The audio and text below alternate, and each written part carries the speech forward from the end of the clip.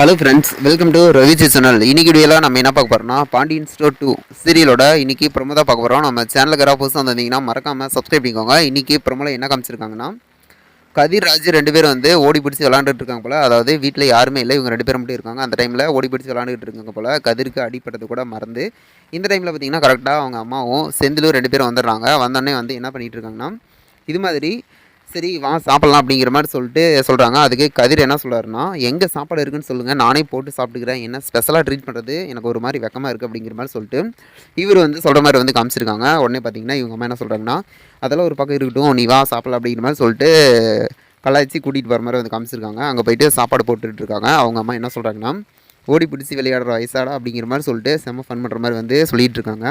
உடனே செந்தில் அதுக்கேற்ற மாதிரி கலாய்க்கிற மாதிரி என்ன பாட்டு பாடுறாருன்னா, ஓடி ஓடி விளையாடு அப்படிங்கிற மாதிரி சொல்லிட்டு பாட்டெல்லாம் பாடுற மாதிரி வந்து காமிச்சிருக்காங்க.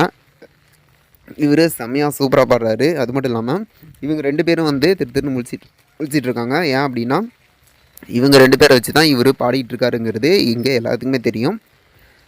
செம்ம ஹாப்பியாக இருக்குது. வெயிட் பண்ணி பார்ப்போம் என்ன நடக்கும் அப்படின்ட்டு. இது போல் வீடியோ என்ன மறக்காமல் சப்ஸ்கிரைப் பண்ணுங்கள் ஃப்ரெண்ட்ஸ். நம்ம வீடியோ பிடிச்சி தான் லைக் பண்ணி கமெண்ட் பண்ணி ஷேர் பண்ணுங்கள். இந்த பேர் பிடிச்சது தான் மறக்காமல் கீழே கமெண்ட் பண்ணுங்கள். தேங்க்யூ.